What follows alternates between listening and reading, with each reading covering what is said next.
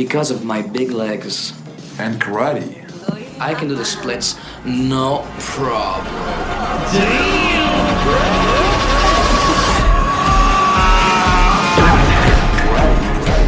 I know you like to look at yourself on television, you sick son of a bitch. Don't do it. I saw the look in his eyes. This guy's crazy. He's fucking crazy. Crazy. Where are you from anyway? Are you from France or Canada or... A drink to that? No problem. Jean-Claude Van Damme, girl! Now take your big stick and your boyfriend and find a bus to catch. While this podcast is named after Jean-Claude Van Damme, and as I said on past episodes, he is my absolute favorite action hero, there is no action star as iconic as Arnold Schwarzenegger. He is an embodiment of the 80s, 90s classic action hero beyond anything ever that will ever happen again. The Rock is great, but he's still nothing compared to Arnold. Arnold is just so fucking cartoonish. You're a funny guy, Sully. I like you. That's why I'm going to kill you last. And ridiculous that he's not only an action star, Arnold Schwarzenegger basically is an embodiment of action movies. He is the symbol for everything that action movies really entail, which is completely over the top, utterly testosterone-driven, completely ridiculous, completely unbelievable, and yet fucking awesome. It's showtime. The movie we're talking about today, Commando, is the most action movie ever made.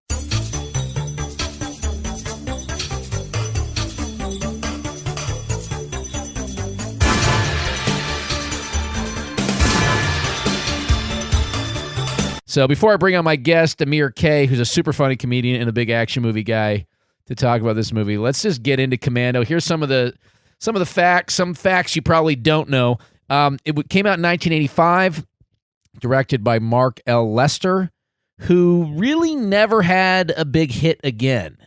He kind of just sort of made a lot of B movies. The next movie he made was something with John Candy, which barely broke even. Then he ended up doing like a film called Showdown in Little Tokyo with Dolph Lundgren, who's a guy who doesn't get a lot of credit, or as much as he should get, because he's pretty great. But that movie didn't do particularly well. So this was kind of like Mark L. Lester's one big hit, and it was a big hit. It cost $10 million, made about $58 million. Some interesting facts about Commando. Was not written for Schwarzenegger. It was there was many drafts of this movie. Ultimately, this draft was written by Steven D'Souza, who also wrote Die Hard, 48 Hours, Running Man, and like a million other monster hits. He's just like an absolute monster of action movies. But the original version of this movie, crazily enough, was written for Gene Simmons of Kiss. He was going to play Commando, and as bizarre as that is, what's even more bizarre is he fucking turned it down. Somehow there was a point where Gene Simmons, I guess, was getting enough movie roles where he felt he could turn this one down. Then it was rewritten again for Nick Nolte, which kind of makes sense, but it's hard to imagine Nick Nolte taking out like an army of soldiers as Arnold does. But I don't know what that movie was really all about. Although apparently the original version of this movie, like I said, there's a lot of different scripts. Originally it was about an Israeli soldier whose wife and child are kidnapped and forced him out of retirement. So sort of similar to this story, but again, Arnold's he's Austrian and not Israeli, so there's quite a division there.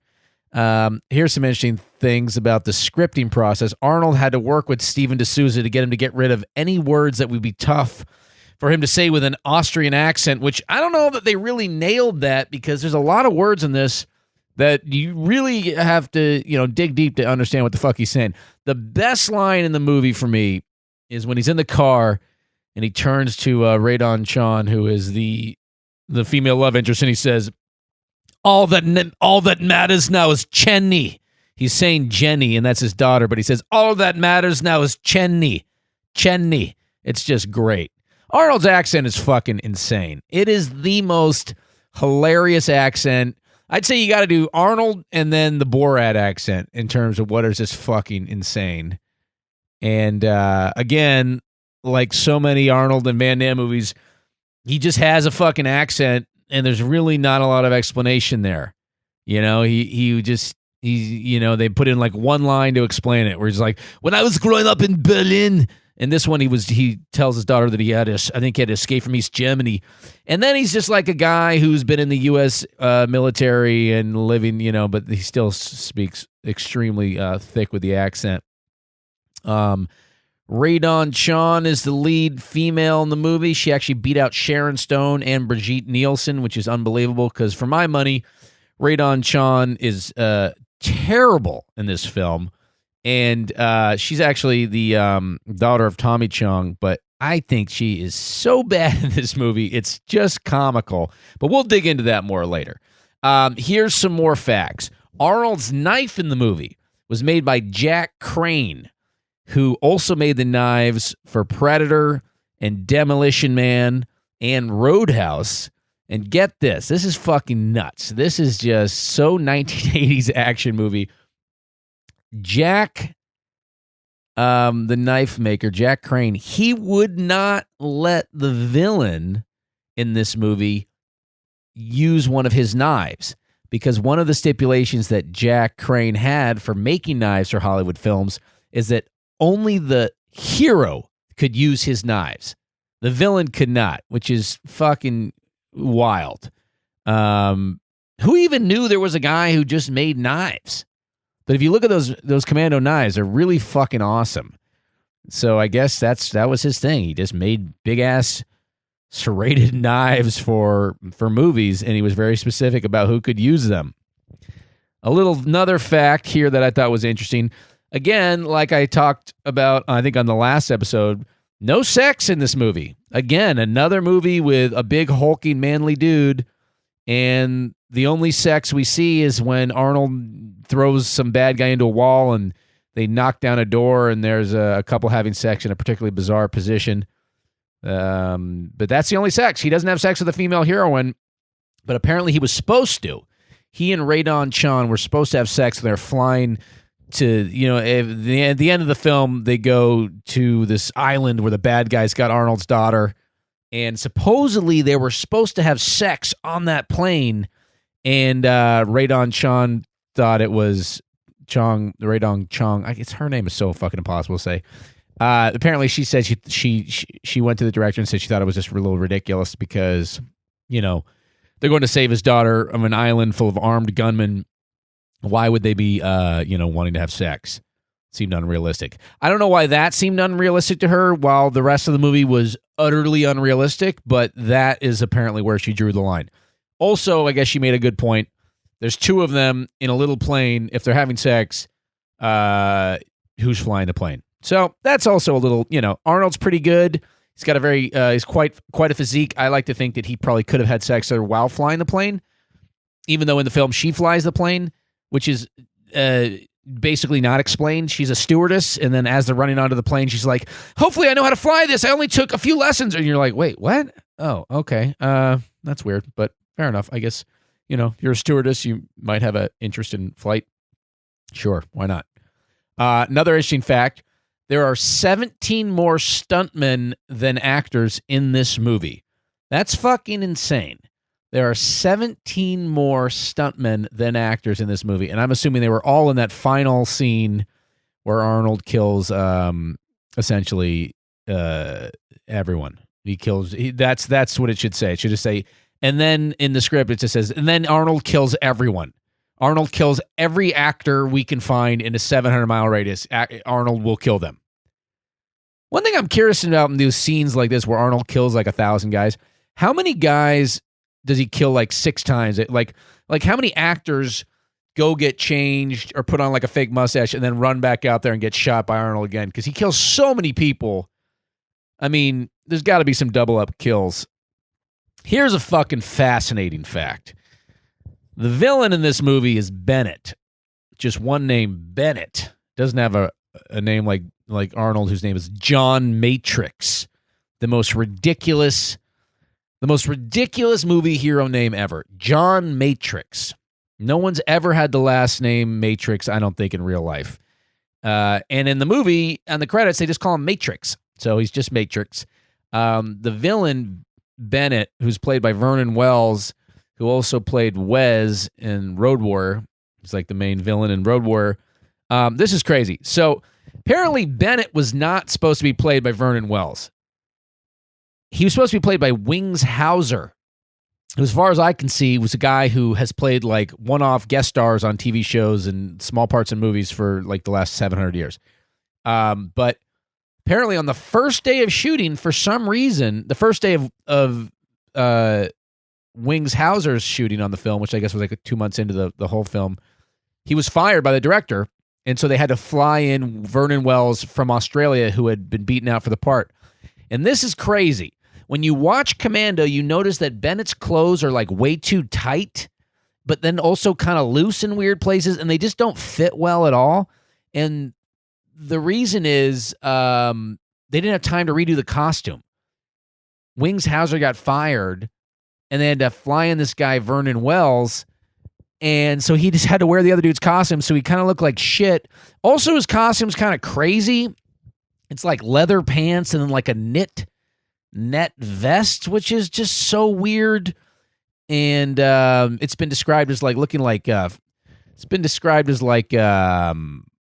Freddie Mercury on steroids. I mean, he just looks crazy. He looks very homosexual, which is something that has been a long kind of mythology of this movie. Is like, was Bennett's character supposed to be gay and in love with Matrix?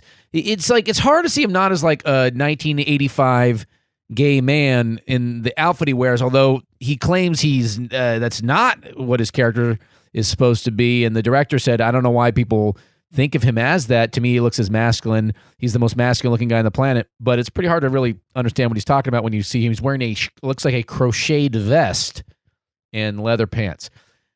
So who knows? Who knows what the real story is there? He's got a lot of very weird mannerisms, a lot of very, like the last scene where he's about to stab Matrix, it really looks like they're about to fuck. There's no way it doesn't look like they're about to fuck. But, what do I know? I was only 4 at the time when this came out, so maybe things were different back then. John? I'll be ready, John. This is also a huge movie for one-liners. Like I said, this movie just is the ultimate 1980s action movie. And it really just triples down on the one-liners. Interestingly enough, this is where Arnold's famous line, "I'll be back," was kind of cemented as his catchphrase. It came out the year before in Terminator, but then this time, while talking to Bennett, he says, "I'll be back, Bennett." I'll be back, Bennett. So now we're hearing that again, and we're like, okay, I'll be back. That's a motherfucking Arnold at his finest. Other great one-liners. My favorite is when they're on the plane in the beginning and they're about to fly to Valverde. He breaks this dude's neck, and then he puts a blanket over him, and he says to the stewardess, "Don't disturb my friend. He's dead tired." Fucking classic. Another great one is when he's holding this dude solely over the cliff at the end. And no, not the end, like kind of right when it's kind of ramping up, actually. And he drops him. And then he comes back, and Radon Chong goes, Where is he? And he goes, "I let him go." Fucking classic. And here's a crazy fact about that. The director apparently thought Arnold was so strong he could just hold this dude over a cliff for like the 2 hours that it would take to shoot the film. So when they showed up, he just was like, yeah, so you just like kind of hold him as we get all this coverage. And Arnold's like, I can't do that. Like, he's like 180 pounds or 160 pounds. So they had to bring in a crane. But that's insane. Why would you not know that, director? Why would you not know he was not strong enough to do that? I once lived with a guy in college, just to kind of segue off the facts about the film, who was just obsessed with Schwarzenegger and had like 10 posters of him all over the walls. And I think that's just probably not that uncommon. Schwarzenegger at his heyday really just summed up what it was to be a man for a whole generation of guys growing up, of just like, this is what a man is. The ultimate male symbol. And something that's kind of crazy is Arnold was seen as like this ultimate embodiment of masculinity and just the ultimate thing you could become. And he's Austrian, and we were at war with Germany just like 30 years before, essentially. And Germany was trying to convince the world and trying to make it in the world so that they were the ultimate race of people. So it's kind of weird, you know, like Arnold looks super fucking World War II specimen of like the perfect idea of an Aryan person. And yet America, even though we were at war with Germany 35 years before, totally was able to embrace him, and the world was able to completely embrace him as like their guy, you know? I mean, it's just kind of weird. I don't know. It's odd, right? It's kind of weird. It's like if now after World War II, or after the Cold War is about 30 years, you know, whatever, it's still kind of going on, I guess. But like if we had like our biggest action star was like a super Russian guy, you know, who was like, looked straight out of fucking like communist Russia. Just a thought. Anyway, this movie's fucking great. To really quickly sum it up, starts out, Arnold has retired from sort of special forces or something. He's living with his daughter out in the woods. He's carrying around a log in the beginning of the film. He's just carrying like essentially a huge tree. Anyway, his old general shows up, tells him, hey, you know, your old team's being murdered one by one. We think the bad guys are going to be coming for you next. The second they leave, the bad guys show up and kidnap his daughter. And then it becomes this sort of convoluted plot that involves Arnold trying to get her back. And this is fascinating. This is a fucking great piece of trivia. And then I'm gonna jump over to Amir. So the daughter, Arnold's daughter in this movie is played by Alyssa Milano from Who's the Boss? And apparently the movie became a huge hit in Japan, and she was offered a 5-album record deal in which she actually went over to Japan. Or I don't know if she went over there, or maybe they came over here. I don't know. But anyway, it was a Japanese record deal for pop albums. She made 5 of them, and they all went platinum. So look out for that, because I'm sure those are really good. Interestingly enough, I shot a pilot a few years ago with Alyssa Milano. She was very nice, and I had no idea she was in Commando. I would have had a lot more questions for her. All right, Amir K, fucking great comic, and this is a really fun conversation.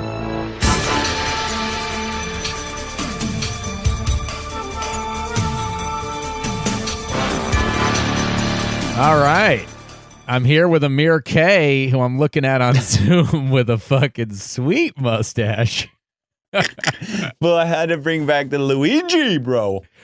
Your facial hair is so interesting because your hair is so silver at this point. You got so much silver in there, but that mustache is just as black as the night itself. Well, dude, that mustache is just for men, just for mustached. Oh, I thought you meant it's just for men. Like you're growing it just for the. I grew it for men. Just for That's the dudes. true too. Yeah. Yeah, absolutely. Freddie Mercury, bro. You are looking extremely wild. You're looking like a Persian. This is a COVID look, yeah, man. This is a Persian COVID motorcycle cop look you got going on here. I look so weird, bro. I haven't shaved in years to have like bare skin. I always have like a little bit of stubble, so it looks weird. Well, look at me. This is serious beardage here. That's not as much facial hair as you grow, though, right? I mean, you're keeping. That's a lockdown. Yeah, that's a lockdown beard right there. Because you can tell because the neck hasn't been trimmed. Oh no, dude! This is just I give up look, you know, and I'm just stuck inside. So, what have you been doing COVID wise to kind of keep your sanity? Bro, I started the podcast. We were talking about it a little bit before, but started the podcast to keep me sane because you know how crazy it is not to be on stage like for fucking 2 months when that's all my life was for 10 years, 11 years. So I just started the podcast so I could have somewhere like an outlet to talk shit and, you know, get my thoughts out. And even more than that, So I feel like I you're like very much a social dude anyway. Like you're always Big talking. time. Yeah. So this must be tough for you. It's so tough, man. If I didn't have my dog, I'd probably go crazy. But it's been really tough, man. Because you know I love being around the clubs just because all my friends are there. And that's been the hardest part for me, I think. What have you guys been? Well, you at least you have a fiance and shit. You have like a significant other to hang out with. Yeah, no, right? I don't know what the fuck my life would be like if it wasn't for her. Because like literally, that's the only person I talk to. Like every day we just talk. But what a good good test, you know? What a good test of the engagement. Yeah, yeah. Like, if you make it through this, you're gonna be good. 100%. And I was totally Right? scared too because we've been doing this like long distance thing our whole relationship, and so I was like, probably once we actually get married and move in together, it won't work at all, and we'll realize we hate each other. But turns out we still love each other and annoy each other basically the same amount. So it's it kind of works. That's good, dude. Well, that's good. That's a good test. Yeah. You know? I brought her in on my action movie excitement. I've been making her watch a lot of these films. She is a big fan of Van Damme's butt. Oh yeah, dude! I forgot about Van Damme. Fuck, those are great flicks. Those were some really good Van flicks. Damme, Bloodsport. Oh yeah, they're classics. Kickboxer. They're so. I was texting you. We were watching Commando, and I was like, just notice the interaction between Schwarzenegger and Radon Shawn, the female star. Like nothing makes these movies seem older than that dynamic, where it's just the guy. Oh, dude, all the misogyny in the script. It's like, holy, how did that? Like, even there's one scene where the security guard like looks at these pretty girls and he goes, "Watch me kick some ass." You know, like that would never be. That would never be in the movie now. You know. I know. Radon Shawn's character is basically like every scene she's just hysterical, freaking out. And then Schwarzenegger's like, "Oh my God, what are you doing? Like, what are you doing? No!" And then they make but they're so good. Like 80s movies are so fucking good, dude. I forgot how crazy they were. And then the amount you have to suspend your disbelief is incredible. You know what I mean? Now at least a little bit they're more believable. You know? Are they though? Back in the day, you're like, wasn't there a movie? I don't know. I mean, like The Rock did a movie the other day where they like climbed a building. I think on the outside of the building. I guess though maybe the effects have gotten better. Maybe is what I'm trying to say. No, where it kind of looks like, oh wow. Yeah. Were you a big action guy growing up? Not huge, but I remember like when my dad had us. I remember in the early years of my parents' divorce, when my dad would have us, like would kill time at the movie theater, and we'd happen to go watch a lot of these action movies with like Arnold and Rambo or whatever. My dad called it Rainbow. That's so funny. He'd call it, "Let's go watch Rainbow." But yeah, we'd watch like those and that was when Stallone and Schwarzenegger were like kind of like rivals, in the action world. What was the scene? Was it in Twins where he walks up to the remember there was like a billboard of Rambo or something? Yeah. And Schwarzenegger walks up to it and then he like sizes his arm up to it and he's like mine's bigger. It's so funny because like little... the biggest guys of the time were like Schwarzenegger, Van Damme, and Stallone, and all of them spoke horrible English. That's true. Like, I don't know.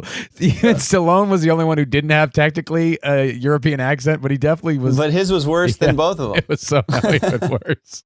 My favorite thing about, because you're saying, yeah, these 80s movies, they definitely take things to such a ridiculous point. This movie starts out with Schwarzenegger living in the mountains, and he's literally carrying a tree. He's just carrying a like, tree. Dude, no man could carry whatever that log was. I don't care how big you are. That's a fucking full-on redwood he's got around his shoulder like that. I know. And he's just walking. I feel like if you're a director of one of these movies, basically the goal is, for every scene, let's try to figure out the most ridiculous stunt of physical prowess for him to do anything. So if he's logging, how about he's just carrying a tree? Yeah, that's a good. Have you ever carried a tree in your life? Have you ever cut down a tree? No, bro. I can barely carry firewood, to the fucking fire pit during campouts. So you've never been living out in the woods, chopping wood down, carrying it around? No, sir. What's the closest you've done in your life to carrying a tree? So carrying a tree, what's the closest? That's pretty much it, dude. Carrying logs, or maybe carrying like a canoe to a lake. Like a little boat. Did you have? It's not even wood. Did you have your shirt off? Were your muscles rippling at the time? Not at the time. No, I was probably 13. Okay, 13, 14. Fair enough. You know what I mean? Because I love when it starts out of that carrying a tree shot. I don't know if you notice it. There's a right bicep close up, and then bam, they hit you with that left bicep close up. Oh, did they? I didn't notice that, but I did notice how fake the tree is if you actually look at the end of it. Dude, there's so many. The fucking continuity guy in that movie or girl needs to be fired. Like the amount of inconsistency from shot to shot. I don't know if you noticed that. There's like throughout the movie. Oh, there's a lot. One of them that's great, and you can see this online. There's like mistakes of Commando. When the guys, first of all, he throws a grenade and the guys fly up in the air, which is not how a grenade works. It doesn't.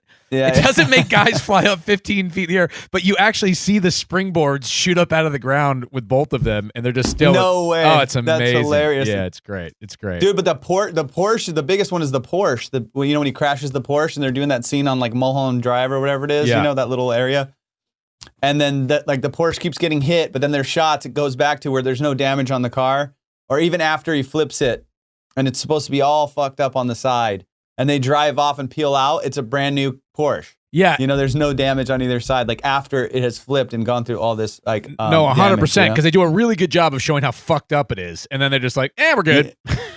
Yeah, they're like, whatever. They won't recognize it. But dude, there's so many of those. There was one, I don't know if you saw this one, but I like actually paused it and went up to the screen just to see how, because it was a stunt. It was the part in the mall where Arnold swings. He like grabs. That's like my favorite part because he swing. What is he? He's trying to get Sully and he's in an elevator and he grabs a streamer or something and just swings like Tarzan for no fucking reason. And he just super confident that this thing's gonna hold his weight.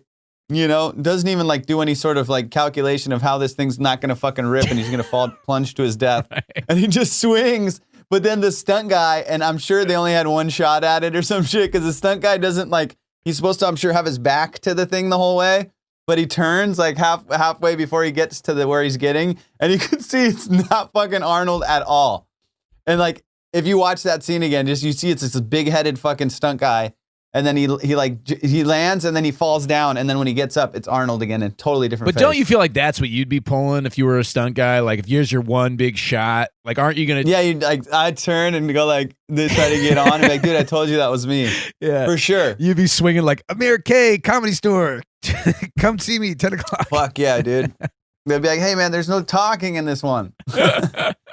Dude. No, but Mo. Yeah. Mo, let me ask you this. Yeah. Okay, so I looked up the budget for the movie, right? Right. It's not very big. Budget was like, it was 10 million, but I mean in 82 now, or 84, I believe, was that a big budget? I feel like there was a lot of explosions and they did some crazy shit, I feel like. Or was that a small budget for even those times? I think, no, I think it was like pretty much around normal size budget. I think 100 million was like unheard of. So 10 million was probably no way. Yeah, there's no way they would do that at that time, dude. 10 million was like fucking 60 million. Yeah. No, 10 million was pretty decent. How many guys would you guess he kills in the last scene? Because that, I think, I'll tell you this. Yeah, because this set the record. This set the record for most people killed in a final scene. Okay. Well, I'll tell you this. I didn't notice that. You know, I did notice he killed a lot of fucking people with the same clip. He never changed clips once in the movie. If you look, there isn't one scene where he fucking reloads. Never. So whatever gun he had was unlimited ammo. That was one. Two, I knew that this movie, he killed way too many people. Because if you look at the credits, the main character's credits and then the stunt people credits who just all got murdered, it's 5 times the amount of the regular. That's so funny because before I jumped on with you, I did like a little like intro thing where I go through like some different facts, and absolutely you're correct. It had 17 more stunt people than actors in this movie. And that's like unheard of. You know, usually there's like 2 or 3 stunt guys, you know? But wouldn't that be fun if you could be one of those guys in this thing and you just take turns of running out and be like, and like fall over and then like just jump into the pool? I remember watching, okay, so the reason I picked that movie, you know how you were like, pick your favorite action movie. And the reason I said Commando, because dude, I was an immigrant kid, right? We came in 86, right? So I was 5 years old in 86. I came 5 years old and we were getting babysat by somebody, you know, that I went to school with, one of my elementary school friends, this kid Quan. And we're at his house and then that movie was playing, you know, it was like, you know, it was just playing on the TV or something. And the fucking scene is seared into my brain of where, and I was a kid, I was like, holy shit. And this is my first time like really exposed to these type of movies. I don't think we had them in Iran really like this. And I think there was some more guidelines of like, you know, how gory shit could be maybe. But like, I don't know for sure, but I don't know why this scene was seared into my brain. Was the one where he's in the shed. This is toward the end, you know, when he's in the shed, he's like loading up on all the weapons. Right. All like the unconventional weapons. And then they open it up and he like stabs the guy with the fork. And the craziest part for me was when he chopped the guy's arm off with the machete. Oh, yeah. And he just he doesn't even kill the guy. He just chops his arm off and then it just starts spouting the blood, you know, like some stereotypical action movie. It was like, welcome to America, motherfucker. Things are about to get hardcore. Shit. Yeah, when I was a kid, I was like, oh my God, dude. You know, because we didn't have cable at the house. So this was probably playing on like, you know, I would imagine at the time one of the, you know, cable channels. That was a lot of my introduction to action movies was my parents not letting me watch them and then going over to a friend's house whose parents didn't really give a fuck and being like, oh, that's what Conan the Barbarian is. That is very different than the movies we watch at our house. Were your parents strict at all with movies that you were allowed to watch? They didn't really pay attention, I don't think, but we didn't have many access to a lot of it. Like I said, we just had like the 13 channels or whatever it was. We didn't have cable up until forever, you know, till my dad like got a black box from his buddies at work. Which, did you know what a black box is? Is where you get every channel? Like you No, get I thought that was pay-per-view. something It's that's like illegal. on an airplane. If it crashes, they have to look at the black box. No. This was called a black box cable box, and it would just like descramble. It was called a descrambler. It would descramble all like the signal or whatever that comes into the regular, whatever like your regular 13 channels. And you get everything. You even get pay-per-view and shit. So you can get it, but it was like sometimes it was like kind of shitty. So let me quality. get this right. Your family immigrates here and immediately starts breaking our American cable laws. That's the American way. you guys adjusted quick, man. That's the American way, dude. Figure it out. You got it from his like American construction buddies, dude, at like Caltrans at work, you know? Yeah. And I remember it was like the greatest thing ever because now we had everything. We had fucking at Comedy Central. We had, pay-per-view. It would just keep playing. We had porn, scrambled porn. Oh, yeah. You know? No, that's good stuff. Where I grew up, we were great. so far out in the woods, you could never even get cable. And so if somebody wanted it, their parents would have to get an enormous military-style satellite dish. Satellite, yeah. Just this fucking giant moon landing satellite dish just so they could watch, like, fucking HBO or whatever. And if you were lucky, some of that porn in there. So if you were an action star, who do you think you would be? I mean, you've got the hair of Seagal. Oh, yeah, dude. Seagal was bullshit, though. I never was a fan of him. Even then, I thought he was bullshit in those things, you know? Because have you ever seen those videos? I've gotten stuck in wormholes of like where they fucking make him look like an idiot, like all these martial arts people. Like they challenge him to fights and stuff, and he always declines. Well, it's funny you said. I guess he's like. I heard because when I was a kid, I used to read Black Belt magazine, which was like a karate magazine, and Van Damme and him would go back and forth and like challenging each other to fights and shit. say like he's not real, Right, exactly. And they both say the other one isn't real. But I thought just because like if you look at his physical stature, I thought that Van Damme was more of a badass than. Oh, because Seagal's just kind of like a big fat fuck, basically. Yeah. So I never believed those movies, Under Siege and all that shit, where like he'd grab an arm and go, and then like he'd just break some guy's arm and go, yeah, and it was, it was like that shit didn't look real to me. But when fucking Van Damme would jump kick, do splits in the air, and you're like, that's what a fight. I was like, oh, that was dope because it looked cool. Oh yeah. But Seagal, and he ran weird. Seagal always ran weird. No, Seagal looked like the fat kid in school who got made fun of a lot, and so then he started taking karate classes or something, and was like, I could see that. One of these days, they're gonna fuck with me at prom, and I'm gonna snap their neck. And he somehow never got. He never got in shape ever.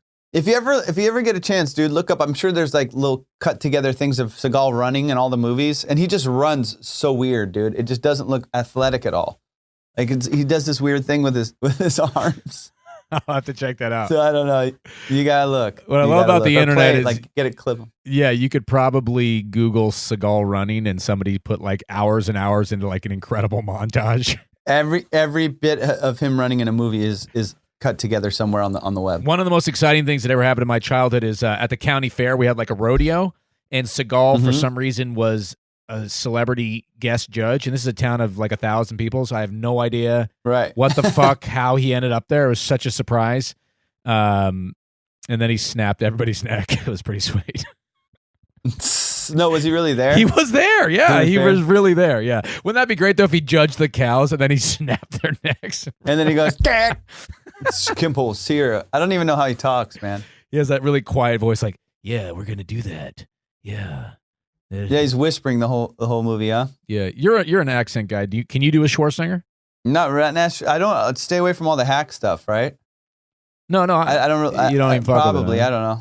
Yeah. No, I mean it's just like you heard it so much that it's like I know, but it's when you watch this movie, you're like, oh fuck, I forgot how crazy it is. It is nuts. No, there's like the one, dude. All those like cheesy lines are my favorite. Like where what does he say? The guy goes, "This Green Beret is gonna kick your ass," and then Arnold's like, "I eat Green Berets for breakfast, and I'm really hungry." Yeah, that was great. Scared, motherfucker? Well, you should be, because this Green Beret's gonna kick your big ass.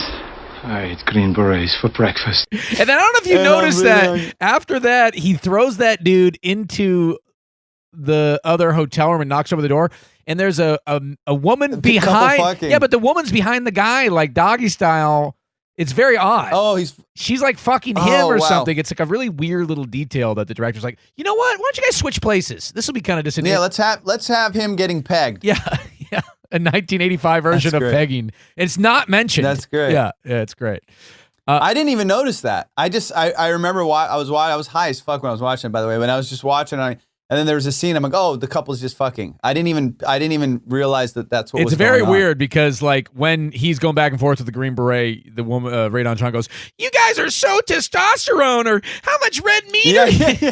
She's just like, How much red meat do you guys eat? And then, That's what she said. and then it like knocked- in that fucking melee of like life and death, she goes, "You guys eat a lot of red meat." I know. She's like, insert 80s feminism here.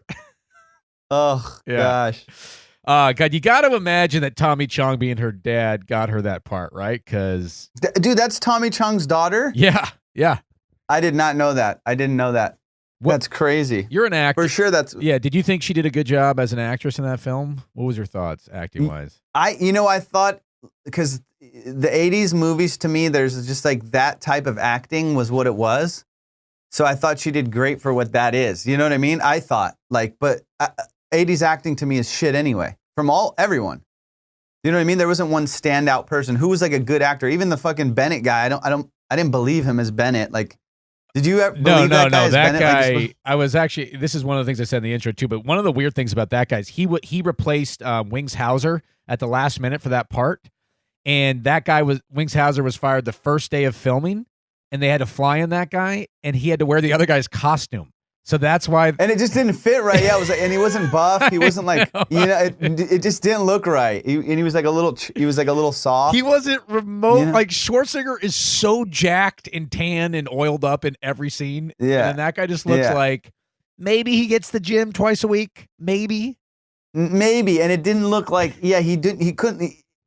I don't think, he wasn't intimidating to Schwarzenegger at all or anything like that. You know what I mean? It was like, who was the other guy? I didn't recognize the name that you said. Wings Hauser. I never really heard of him either. He'd done like a bunch of little small stuff. This guy, the guy who played Bennett, who I agree. I mean, I want to go through a list with you of like, break down, villains, guns, like all the different things of this movie. But yeah, I would say, let's just start out with villains. Yeah, I never could get into that guy as a villain. He's the weak part to me, even though he was he was the villain in Road Warrior. But I didn't buy him. Like I said, the wardrobe was weird fitting. It was like, now it makes sense. It wasn't his clothes. But wait, you're telling me, Amir, you're trying to tell me if you saw a guy in leather pants in a crocheted sweater, fishnet in a fishnet sweater, you wouldn't be afraid? Intimidated. You wouldn't cross the street? No. Yeah, dude, that guy, and his arms were just flabby. He was like he looked like a weird uncle or some shit, Yeah, Arnold's like, I am a one-man army, and that guy's like, I'm a softball coach.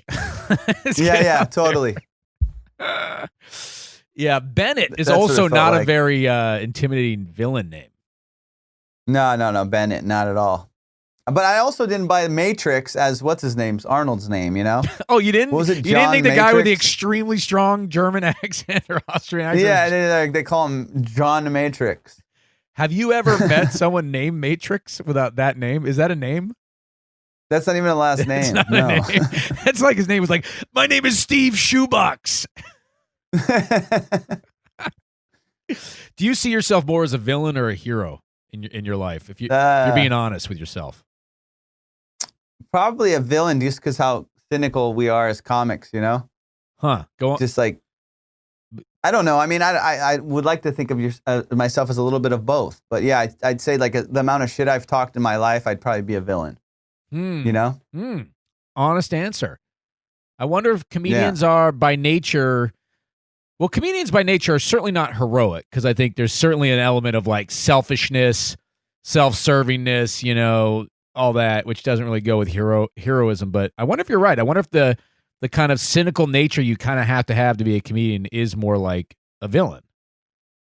I feel like it is. Yeah, because we're always like, analyzing stuff, and then especially for me, I have like such a skewed perception of the world as I don't know, I guess it's from how I was raised by my dad that everybody's like trying to fuck you over. You know what I mean? Like, I don't know, he came here as an immigrant, so he probably dealt with a lot of shit that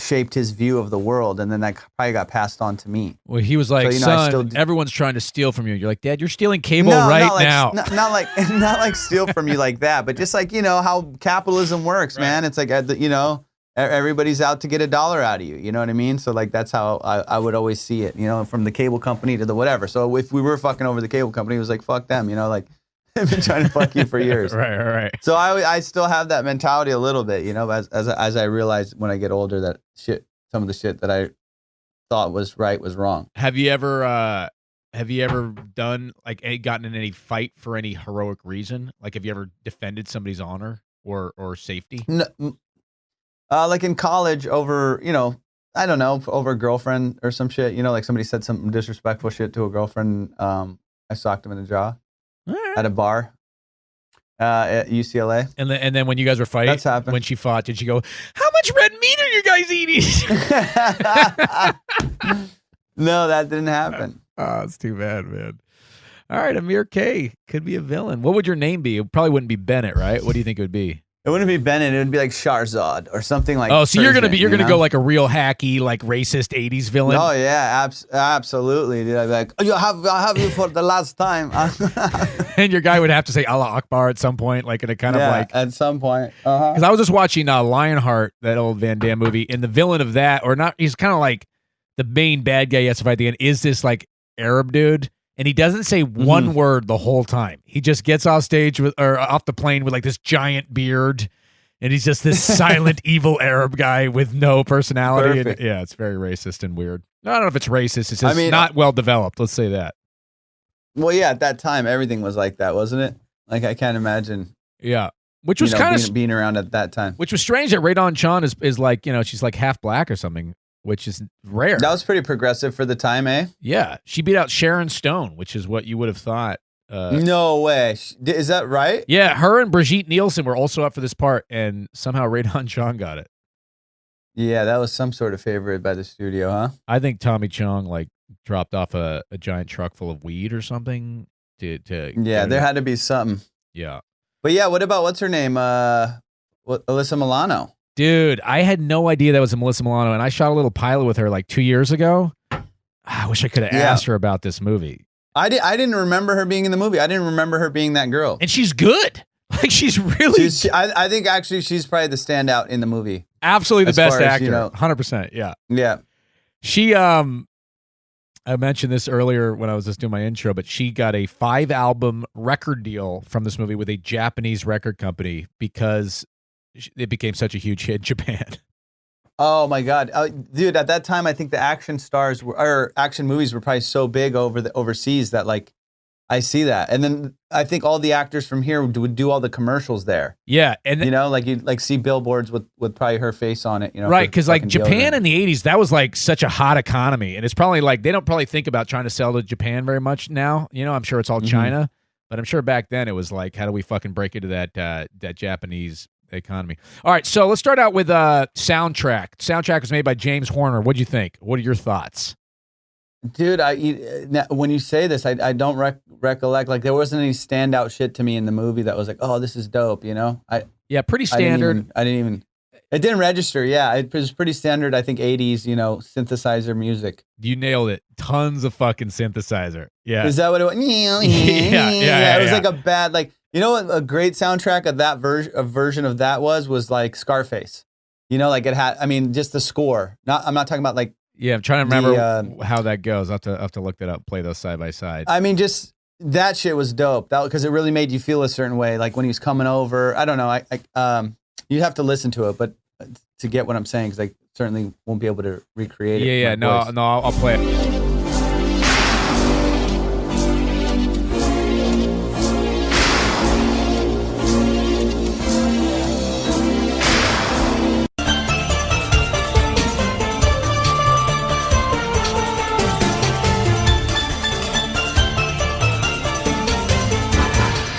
I just keep thinking they play it over and over when he's running towards the island.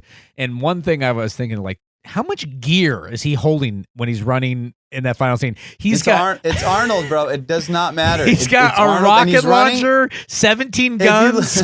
It's like he's only 500 pounds. And he's adding shit. Like he goes to the shed and gets more stuff. He's fucking adding stuff. And the best part is, if you look at his gun, the amount of bullets that's hanging out of the gun never changes. Right. You know what I mean? Like the clip is, or the magazine is just, what do you call that? What do you call that? The fucking... I mean, I know it's a magazine, but then there's just that long string of bullets that just... That's what I'm talking about. The long string of bullets, theoretically, when you shoot it, it's supposed to go in the gun and then fucking empty out at some point. Not, he shot 1,000 rounds. I wonder, did you look up how many rounds he shot? I didn't look up how many rounds he shot, but I'll tell you how many guys he kills in that last scene. What would your guess be? With incredible accuracy. I'd say he kills about maybe 120 people in that movie. Well, no, that's a little over more. Actually, it was only 74. He killed. Wow. He stabbed one guy with a knife, stabbed 2 with blade saws, 17 he blew up, and then he shot 51 people. Wow. Yeah. So that's quite a fucking rap sheet. That's like a mid-range school shooting nowadays. These days, that's just a trip to the fucking mall. All right. So in terms of guns, I would give this like a 10. There's just like every kind of machine gun available. Buddy, there's this scene where he goes in, what is it, that the store that they go and they break in, where he gets a tractor out of nowhere that has the keys in it. Yeah. And he fucking smashes the door of this, what is it? So basically, they're getting ready for the store? final scene, right? This is like the scene in The Matrix when he goes, we're going to need guns. And then he grabs all the guns. But Arnold goes to a military surplus store, somehow hot wires like a tractor or a forklift and just smashes the wall in, starts stealing all the guns, and then is somewhat surprised that the cops show up and arrest him. I don't know. Yeah. It didn't occur to him. Yeah. I don't remember. Did he show on his watch? Because I know there were scenes where he'd keep referring to his watch to see like how much time was left. Did you know what time it was when he broke into that store? I know when he got arrested, he looked at his watch and you were like, "Oh shit, he's got to be there in like 2 hours." And yeah, okay. So yeah, whatever time it was, but it was just so random. There's a tractor with keys apparently, and he fucking smashes into the surplus store, and then he knows the code for like where all the guns are. And if you want to rate the guns, 10 out of 10, dude, when they go in that thing, and that's where he gets the rocket launcher. Right, yeah. And how did he know that code? He is good. Yeah, I don't know. And then he just knew the code, and then they open the door, they get all the guns, and then, what's her name? She shoots the rocket launcher she shoots the rocket launcher at the police, at the paddy wagon. No, that was the craziest scene in the movie. That he's getting arrested and Radon Chon's driving after him, and she has a rocket launcher. Goes, I met this guy 5 hours ago. Let me just risk everything by shooting a rocket launcher at 2 police officers. And assuming once they find out he was trying to save his daughter, they'll be good with it. Even if I kill these guys. And then maybe I'll kill everyone. Maybe I'll kill everyone. Right. And then it shoots backwards the first time, remember? And then she goes, or then he goes, "How did you learn how to do that?" And she goes, "I read the instructions." Right. I know. Wouldn't it be great if shoots backwards just takes out a family of 5 on their way out of a movie? It just blows very likely it could have. Yeah, that was wild. But what you said, for no reason he smashes into a tractor. No, it's very calculated. In this movie, that's why this movie is so great, because everything that Arnold does, they find the most over-the-top action way to do it. So he's going to log, all right, he's going to carry a giant tree. The car flips over, Arnold is going to flip the car back over himself. At one point, Sully's in a phone booth. Instead of just grabbing him out of the phone booth, he picks the phone booth up and slams it on the ground with him in it. And just throws it. Yeah. So, dude, the best is when all the cops, or all the mall cops, which there was way too many mall cops. I've never been to one mall with 100% true. Yeah, full uniform, and then they all swarm him, and it's like a fucking one of those cheesy scenes where they go ha, he goes yeah, and they all fly off of him. Oh yeah. It was Incredible Hulk. You remember that? Straight out of the Incredible Hulk. Yeah. There you go. It's an Incredible Hulk scene for sure. Also, those cops all had like guns. Do mall cops have like guns? I don't think so. They were heavily armed guards. These were not Paul Blart style mall cops. These were like Commando military mall cops. What mall was that? Beverly Center, I think. It looks like the Beverly Center. Okay. Yeah. Well, in the Beverly Center, sometimes you'll go there and you'll just pick up a phone booth and smash it, as you do. As you do, as you should at the Beverly, the Apple Store's taking a little too long. You go and smash a phone booth.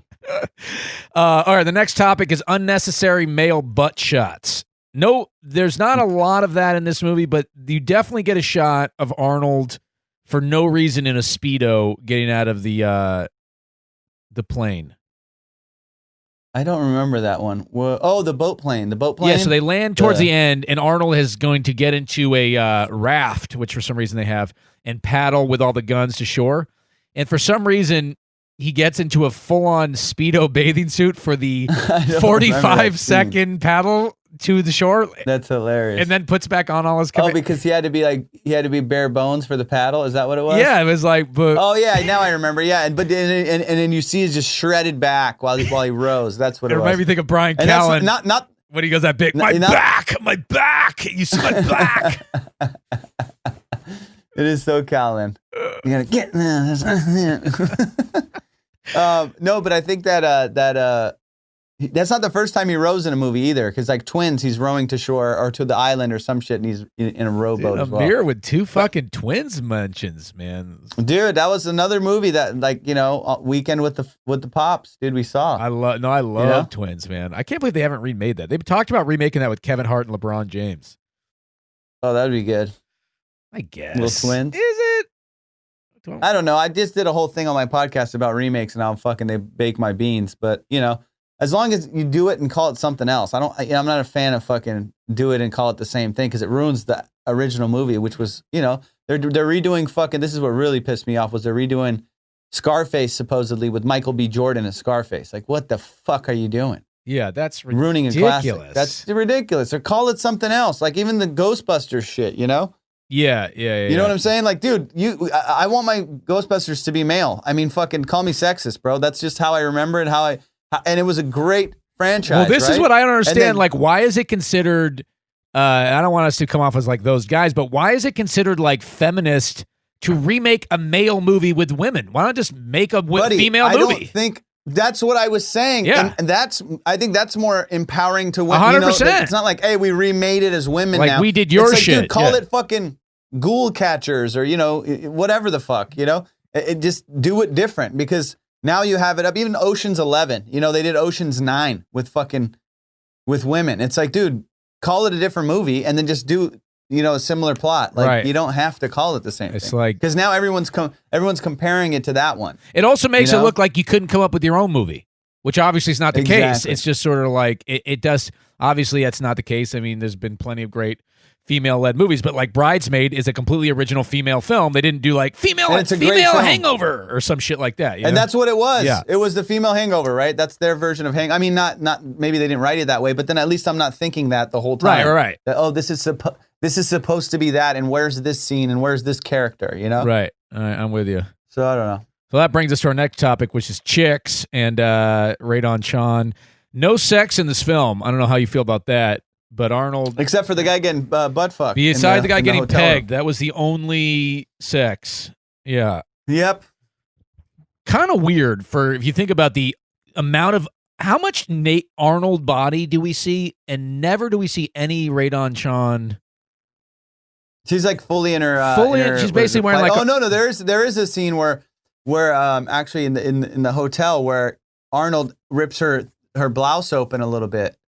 So it looks like that her and what was the other character, the bad guy, were having sex or something, and he's in the shower. Okay, I kind of forget that. Arnold is in the hotel forcibly rips her blouse open. He just rips her blouse open. And he goes, "Here, go to the door," and he jumps. He like turns the shower on and then hides. So it looks like the other. What was the guy? The little Weasley guy. Sully. Sully. Yeah. So the Sully guy who he says he's going to kill last, and then he fucking dumps him off the side of the hill. That's my two favorite one-liners in this are, and this I think that's the next topic is one-liners, and that is like by far I think the best thing about this movie when he's holding him. He goes, "Sully, remember when I told you I would kill you last?" And he's like, "Yeah, Arnold, you did say not Arnold, but yeah, Matrix, you did say that." He goes, "I lied." But Sally, when I promised to kill you last, That's right, Matrix. You did. I lied. Another great one is where they when they get in the airplane and Sully and the other guy, what was the other guy's name? Ramirez or some shit? Yeah. The other dude, the black dude with the It's just funny hat just on. a very odd looking guy. Like kind of like again, not a very jacked bad guy. Looks just kind of like a fat guy who's bald. The guy that's in the plane with him, and then he like sits next to him. He's supposed to be there to make sure that he gets off the plane, and he cracks his neck like right away. They sit down, and he goes, "Yeah," and he breaks his neck, and then he throws a blanket over him, and then Arnold looks at the stewardess and he goes, "Please don't bother my friend. He's dead tired." I know. God bless Arnold for able to deliver those lines so straight faced. Ugh, just incredible, man. Another great. I mean, I don't know. I was gonna say a great one is when he's in the car and Radon Sean's freaking out. She's like, and then this happened, and this happened, and this happened, and then this happened. Are you gonna tell me what's going on? He just goes, no. What a fucking movie, bro. Oh, yeah, I forgot how funny the movie was. Just like unintentionally funny, you know? It's just There's like so many good scenes. he's so cartoonish, fucking Arnold. It's amazing. I'm gonna give you some setups, Amir, and I'm gonna see what kind of one-liners you would have in these situations. All right. Okay. Ready? So you're saving the day here. You're not villain here. You're hero. Hero Amir. Okay. So you go into a dark warehouse at night. You're going to save a female love interest, presumably who you haven't had sex with. We haven't seen her naked, but we've seen you practically naked 7 times. A guy jumps out of nowhere. You punch him in the neck. He falls into a vat of acid and disintegrates. Shh. And you say, bam. I'll see you later. See, it's not as easy as you think. I'll see you later. You said I'll send you later? No, like I'll see you later, but instead of I'll see, acid you later. Acid you later. That's pretty good. I'll send you later. I don't know. I mean, if you had an accent, it may I'll play. send you later. That's not bad. I like that. All right, how about this? So now you're coming down the side of the warehouse and you go into like a freezer and a guy attacks you with an ice pick. You grab the ice pick and you stab him in the balls with it and he falls to the ground. Right. And then what do you say? Here's for freezing your junk. Something. I don't know. You got a lot of frozen junk. I'm hungry for shishka balls. Shishka ball. That's a good one. Shishka balls. Fuck you thought about that one. No, I didn't. That was on the spot, dude. That was on the spot. Come on, bro. Dude, I used your own people's food against you in this one-liner battle. That's great. All right, how about this one?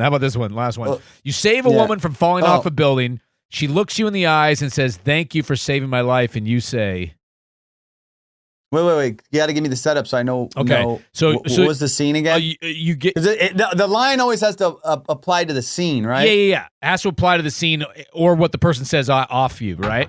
So you just saved a woman's life. She was about to fall off a building. You grabbed her with one arm. You know, your muscles rippling. You're pulling her up with this one arm while you're holding on to a machine gun and the roof with the other. And she goes, and you say, and she goes, "Thanks for saving me." And you say, "This elevator's not going down." Something dumb like that. I don't know. How about you look? It's hard to do these. It's not easy. I know. It's not really fair. I mean, I'm just sort of like, what if you just look down at your dick and go, "You're not the only thing that went up." Oh, yeah, there you go. That's another one. Something to do with the elevator. Yes. Yeah. But I mean, we're talking about 80s writers' rooms, like spending hours on these one-liners. I feel like. You think that's how it works? You think they got like 7 writers together? Like, all right, Arnold cracks a guy's neck, and then he says, "Oh, snap, crackle, pop." Yeah, absolutely. There's one they really forced. It was like his catchphrase, the "I'll be back." They really forced it in this fucking Commando movie. Oh yeah, "I'll be back, Bennett." Yeah, he says it in the airport. He's like, "I'll be back, Bennett," to like him. Yeah, this is only the second time he'd said it. He had said it before in Terminator the year before, and then they were like, somebody was probably like, "Oh, let's make that." That's going to be his catchphrase. Actually, like they had to. It's interesting how these movies are all kind of tied together because the place that they're going. I mean, let me just ask you this before I let you go. What would you say the plot is of this movie? It's kind of convoluted. Well, I think it's just him getting his daughter back, right? Well, it's like the old what is it? Call to action, and then he tries to deny it, and then they take his daughter and make him go do it. Yeah, but what's the bad guy's plan? Why do they take his daughter? Well, because wasn't it the president guy that it was kind of a little bit. Yeah, what was there? He had to get him back into power or something. Some South American president. Yeah, I didn't follow it. It's kind of bizarre. It's like the president of a fictitious country named Valverde, which was also referenced in Rambo, I think 2. I think it was, and it's because it's by the same writer or something. So we kept using the same fake place. So basically, they capture Arnold's daughter and they try to ransom her to make him go to Valverde and take out the new regime, which is strange because you think if you had all these guys. Okay, here's the problem with the plan. One, you have all these soldiers. Why wouldn't you just get them to take out the regime? Yeah. 2, well, because Arnold could kill them all. But then why would you go up against Arnold? That's true, because then he would take out all these guys. Yeah, absolutely. Like if you knew he was, Arnold, if you know he's unstoppable, why do you still go through with the plan? And also, you already like poke so many holes in it that like, why would they send those 2 fucking whack job dudes, the little Sully guy, what was his name, Scully? Sully, the little guy, and then the other weird guy. Why would they think if he can murder 100 or 75 people and with no trouble? Why would they send those 2 guys and think, oh, he's going to be just fine on a plane and not jump out of the fucking landing gear when it's going up? You know what I mean? Like, why would they ever even think that those 2 guys can contain this man? I'll tell you, Arnold really in that scene where he jumps out of the plane, it's very interesting how he just knew there was a swamp. Oh, man, that was so There's so many of those moments in the movie where you're like, holy shit, what is he doing? And he just jumps. And that impact looked pretty hard. I mean, that stunt guy probably got a concussion. Actually, essentially with that impact, if you notice, he gets up instantly. Like, it's clear he bounces off an air mat. You can tell because he kind of like goes, bird? What a great movie. I mean, the shots in that movie, I bet the stories are incredible, from the cast. I know. I know a woman who did hair on that movie that I'm trying to get her to come on and talk about it because it is one of my favorites. Oh, that'd be great. That'd be great. I'd like to get some insight from some people that were actually there, Yeah. Dude, get Alyssa Milano on. She'd probably tell you a bunch of secrets. Dude, I would love to, man. Like I said, I did this little weird pilot with her thing that I never, though you do those pilots and you like don't even see the footage. It was like an A&E pilot presentation or something. What else are you working on besides the podcast? Tell us a little about the pod, brah. The pod's fun, man. The pod's great. I mean, I suggest you guys tune in. It's called Salty Locks. You can hear it. Well, I'd suggest watching it on YouTube because I do a video version with a couple cameras. So that's kind of fun, and I'll play clips and I'll show pictures or whatever if it's something I'm talking about. Really fun, and it's just like it takes the place of my stand up for now in this lockdown shit. So it's just fun to get thoughts out and do it in my own goofy way. You know me. I don't know if you're funny motherfucker, dude. Hilarious guy. Thanks, pal. And that's it, dude. Just have fun and get loose on it. It's a good listen. Do you have guests on, or you just sort of free flow? This one's solo so far, but I eventually, when this lockdown shit goes away, I'll have some guests on, because I like to do it in person. I mean, this is cool too, doing it over the video, but it's like, a little bit of the connection is lost, I feel like, Whereas if we were in the room and then we would talk over each other and shit, not as much or whatever. Just think how magical it would be if we were in the room talking about this. It'd be pretty. Oh, bro, we'd both have our shirts off. Dude, it was just like, look at this bicep. So when do you think you'll be on stage next, dude? What are your thoughts? I mean, do you think by August we'll be doing stand up again? Dude, I hope so, man. I hope the sooner the better. I know, like Dino, Dino Archie's up in Vancouver, and he did a weekend.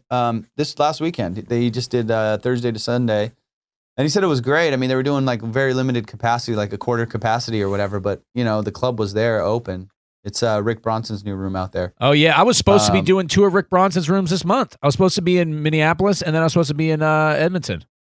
I think, Edmonton, supposedly, they were going to open up, and then I don't know if you heard, but they shut him down. Yeah, they shut him down while it was going down. But fortunately, the Vancouver one, they did not do that. So, I mean, that's some good news. And I know that Adam Ray did, like, I don't know, he has Salt Lake City on the books or somewhere else. And then I recently saw that Schaub and Callan are in Arizona, right? At Arizona, yeah. It's so funny because it's like so scarce what's happening, and everyone knows the news. I know. What are the odds? What are the odds? You're like, I know exactly where Adam Ray is going to be this weekend. yeah, exactly. I just know because everyone's like, holy shit, and it's just like that's the news, Yeah. All right, man. Well, thanks for coming on, dude, and I appreciate. I'm glad you brought up this movie because this is a movie I didn't even see as a kid. I kind of like saw it more as an adult. It was fun to watch again. And I'm gonna get out there. Great. Yeah, I'm gonna cut down a log, and I'm just gonna kind of carry it around and sort of see what that can teach me about manhood. You know. I'll be back. I'll be back, Mo. Hey Amir, I'll see you later. I'll see you later. Come on, that was a good one. All right, buddy. Love you, man. Thanks, Good talking dude. to you, bro. Jean-Claude Van Damme, girl. Now take your big stick and your boyfriend and find a bus to catch.